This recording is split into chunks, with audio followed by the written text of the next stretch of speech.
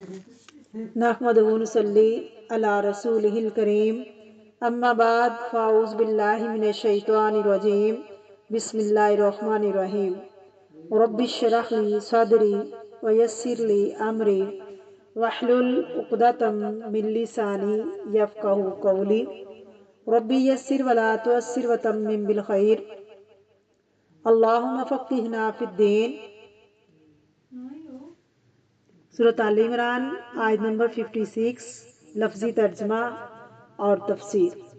فَأَمَّا الَّذِينَ، تو رہے وہ لوگ جنہوں نے کفروا کفر کیا، فَأُعَذِّبُهُمْ، پس میں عذاب دوں گا انہیں، عذابًا شدیداً، عذاب سخت، فی الدنیا والآخرہ، دنیا میں اور آخرت میں، وَمَا لَهُمْ، اور نہیں ہے ان کے لیے، من ناصرین، کوئی مددگاروں میں سے۔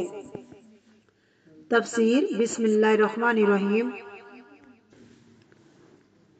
فَأَمَّا الَّذِينَ كَفَرُوا، پس رہے وہ لوگ جنہوں نے کفر کیا، فَأُعَذِّبُهُمْ عَذَابًا شَدِيدًا، پھر میں ان کو عذاب دوں گا، عذاب سخت، فی الدنیا والآخرہ، دنیا اور آخرت میں بھی، وَمَا لَهُمْ من ناصرین، اور نہیں ہوگا ان کے لیے کوئی مددگار، یعنی جو لوگ اللہ اور اس کے رسولوں کا انکار کریں ان کے لیے دنیا میں بھی عذاب ہے اور آخرت میں تو ہے ہی عذاب، اور ان کا کوئی مددگار نہ ہوگا۔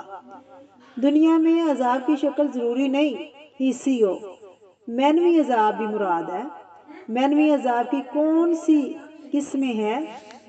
دل کی تنگی، معیشت، قلب کی بے چینی، حسرتیں، قتل، بے سکونی اور جزیہ، یہ ساری چیزیں جو وقتاً فوقتاً ہوتی رہی، حسی اور معنوی دونوں طرح کے عذاب ہو سکتے ہیں، کبھی حسی اور کبھی معنوی، تو ان کا کوئی مددگار نہیں ہوگا جو آخرت میں انہیں اللہ کے عذاب سے پناہ دے سکے یا بچا سکے۔ وہ دن اتنا سخت ہے، اس دن باپ بیٹے سے بھاگے گا، ماں بچے سے بھاگے گی، دودھ پیتے بچے کو اللہ کی طرف پھینک کر کہے گی یا اللہ اس کو جہنم میں ڈال اور مجھے بچا لے۔ وہ دن اتنا سخت ہوگا کہ سورج جو ہے سوا نیزے پہ ہوگا، گرمی بے حد ہوگی، زمین تانبے کی طرح تپ رہی ہوگی، گرم ہوگی، تو اس دن ہر کوئی اپنے اپنے پسینے میں ڈوبا ہوا ہوگا، جتنے جتنے گناہ ہوں گے تو اسی حساب سے ہر کوئی اپنے اپنے گناہوں کی وجہ سے پسینے میں ڈوبا ہوا ہوگا۔ اس دن کوئی کسی کے کام نہیں آ سکے گا۔ اس دن صرف جو دنیا کے اندر نیکیاں کی ہوں گی وہی کام آئیں گی، وہی اللہ کے عذاب سے بچا سکیں گی۔ اگر نیکی نہیں ہے تو آخرت میں انسان جو ہے وہ حسرت اور افسوس کرتا رہے گا، کاش کہ میں دنیا کے اندر نیکیاں کر لیتا، کاش کہ میں نیکی کر لیتا تو میں آج اس عذاب سے بچ جاتا، لیکن تب افسوس کرنے کا کوئی فائدہ نہیں ہے۔